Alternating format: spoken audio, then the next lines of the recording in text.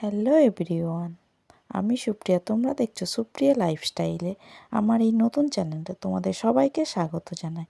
তোমরা দেখতে পাচ্ছ আমি নদীর ঘাটে চলে এসেছি বন্ধুরা। আজকে আমি অনেক দিন পর নদীর ঘাটে এসে তাই ভাবলাম একটু ভিডিও করি, তা তোমাদেরকে সেটাই শেয়ার করছি।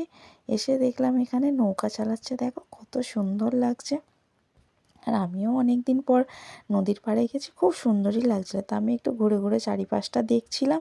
তা তখন দেখি না সন্ধে হয়ে এসছে, তো বলি একটু দেখি, তা একটু ফটোশ্যুট করে আবার চলে যাবো বলে দেখছি। তা এখানে আস্তে আস্তে ভিড় হয়ে যাচ্ছে, অনেক লোকজন হয়ে যাচ্ছে। তো এবার আস্তে আস্তে আমার সন্ধে হয়ে এসছে বলে আমি আবার উঠে এলাম নদীর ঘাট থেকে।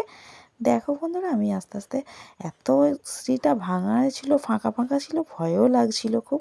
তোমাদের দাদাভাই বলছে আস্তে আস্তে উঠে আসো, তা আমি আস্তে আস্তেই আসছিলাম। সব ফাঁক ফাঁক ছিল, দেখো তোমাদের সামনে দেখাই, দেখো কত ফাঁক রাস্তাটা। তুমি চলে এলাম তাড়াহুড়ো করে, এসে একটা মেলাতে ঢুকলাম।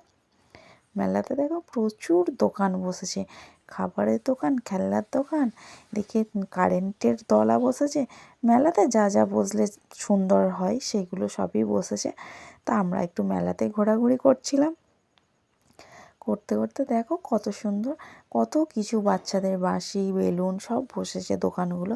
তা ভালোই লাগছিল সন্ধ্যাবেলা ঘুরতে। তা ঘুরতে ঘুরতে আমি এবারে চলে এলাম পাপড়ি চাট দোকানে। পাপড়ি চাট দোকানে এসে আমি একটু পাপড়ি চাট খাবো বলে আমি দাঁড়িয়ে পড়েছি। তা আমার মেলাতে গেলে এত ভীষণ প্রিয় আমার খাবার, মেলাতে গেলেই আমি পাপড়ি চাট খাই, যে আমি পাপড়ি চাট না খেয়ে বাড়িতে আসতেই পারি না।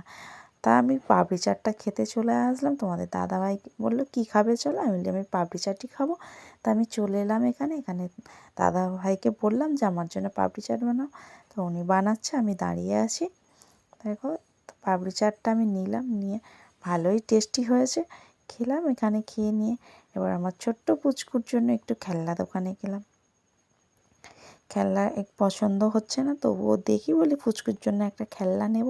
তা বলে শেষমেশ একটা খেলনা তুললাম, তুলে দেখলাম, তোমাদের দাদাভাইকেও দেখালাম, বলি দেখো বাবুর জন্য এটা নেব। তা বললো ঠিক আছে নাও।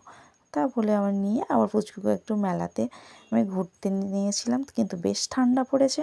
আমাকে তোমাদের দাদাভাই বকছে। তা আমি আবার পুচকুকে নিয়ে বলি না এবার চলে যাবো। তো পুচকু তো কান্না করছে না, ও ঘুরতে ভালোই বাসে। তারপরে আবার আমি একটু রিলস বানালাম এখানে, বানিয়ে নিয়ে এবারে আবার বলি না এবার আর বেশি রাত করা যাবে না, তা বলে এবার চলে তা একটা রিলস বানিয়েই নিলাম ফাইনালি। আমার ভিডিও যদি তোমাদের ভালো লেগে থাকে, like, comment, share and subscribe করে দিও। তোমরা ভালো থেকো সবাই।